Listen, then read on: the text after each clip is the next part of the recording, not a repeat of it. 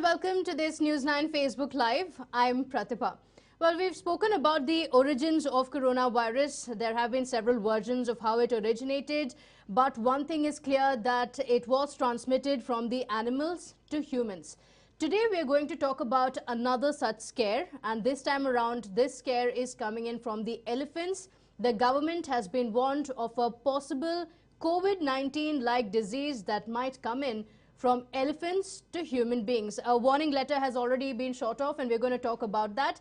And this also calls for the ending of the elephants being used for any recreational purposes, including the strange performances as well as the exhibits that are put through. So join us, give us your comments on what you think. You know, we've had quite a bad experience with COVID-19 of coronavirus across the world. So do you think that this should be nipped in the bud before this becomes a much bigger threat? The government should take note of it, or do you think that there's nothing to worry about, or do you also think that maybe this could be the beginning of the end for the kind of torture that several elephants go through, especially when they are kept in not just zoos but also in various other exhibitions? So because of this warning letter, it could end that kind of torture and harassment that the elephants go through. So this could be a positive sign as well. Do join us with all your comments on that. But I'm going to tell you all about what is this warning that the government has been given. This letter has been written by PETA, that is the People for Ethical Treatment of Animals, and they have written a letter to the Union Minister Giriraj Singh, and they have spoken of the real fears of tuberculosis from elephants being transmitted to the humans. Now, this is a real fear, and they have called for a ban on the elephants being used for exhibits as well as for any performance. And this could also hit tourism in the country, but this could be for the greater good. Talking about corona, we've seen the kind of effect that it has had, not just on economy, but on public health and, overall the existence of the entire country. It has had an impact. So if we have learned lessons from coronavirus, we know that this is a threat that we should look at very seriously. Now, I'm going to read out a quote, and this is from the letter that was written by PETA to the Union Minister, and it says, many captive elephants in the country suffer from tuberculosis, and it is high time we unshackle all the elephants and allow them to live freely as nature intended. So banning their use in performances would bring us closer to that goal and protect the public from this source of tuberculosis. So this is the letter that has been written by the PETA, and the union government as of now has not really responded to it, but tuberculosis in itself is a big threat in India. In terms of the numbers, before the lockdown had been ordered, the total number of people who had been infected with tuberculosis was much, much higher to that of the people who have been infected with COVID-19. Of course, it would not be fair to compare these two just in terms of numbers. The way it is spreading and the rate of spread is also extremely important, and that was one of the biggest factors as well. And India had already seen how the countries around the world had been affected, which is why this lockdown had been imposed. But let me give you some numbers of tuberculosis, and then you'll know how serious it is. In terms of the numbers, there are 2.15 million people who have been infected in 2018 in India alone. It's quite a massive number that we're seeing, and they have been infected, but you'd say, but it has some treatment as well. But TB is still known as the single most lethal infectious disease in the entire world, and India is the worst affected country in terms of tuberculosis, because India accounts for 27% of the cases that are reported worldwide.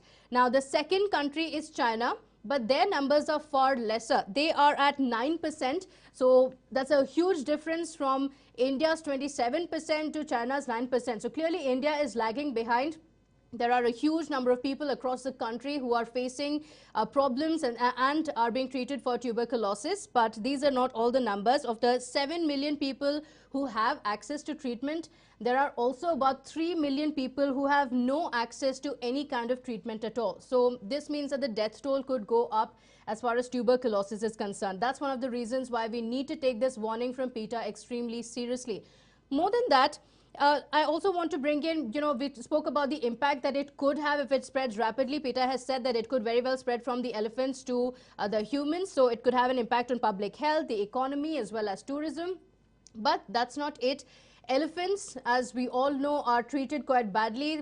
They also have to undergo a lot of violence when they are brought in for these performance shows, as well as for various other activities that they are not, nature does not intend them to be a part of those. And in the Wildlife Protection Act of 1972, elephants have been very unfairly left out. There are other wild animals like the lions, the tigers, the panthers, bears, and even monkeys that come in this act, under the umbrella of this act, which means that it is illegal to use any of these animals for any purposes like these performances, for training for performances as well as exhibits.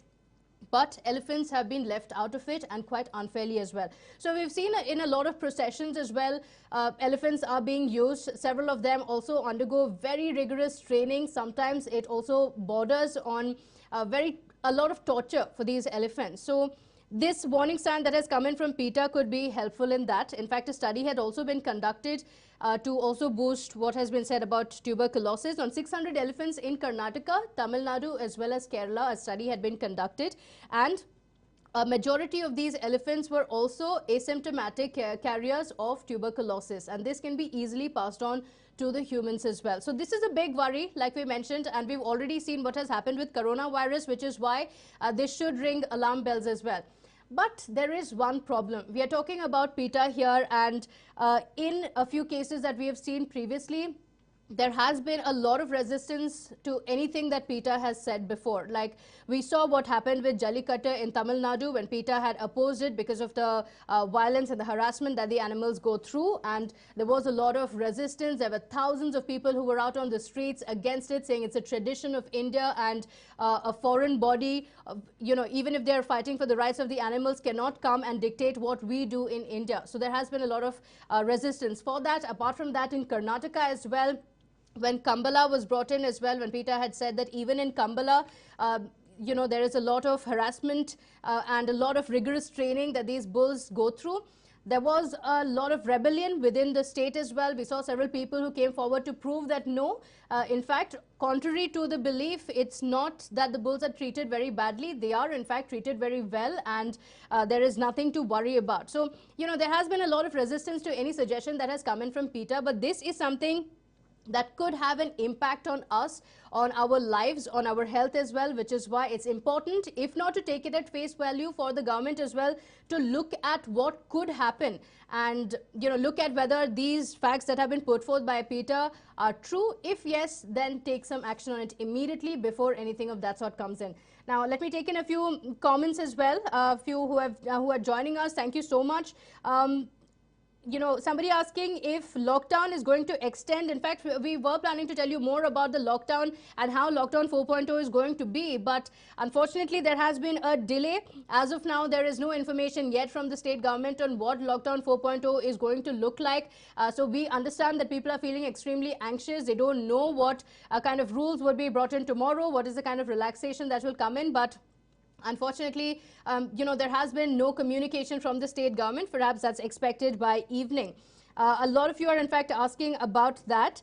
And Bhuana as well joining us. Thank you so much. And Naveen as well talking about the lockdown. So I see a lot of people talking about the lockdown. Unfortunately, now the guidelines have not come in. So we are exactly where we were yesterday, talking about what are the possibilities of what could be open and what could be closed. As of now, there's no official word on that. And, most of the questions about lockdown, again, most of the people talking about what are the things that would be available and what would not be.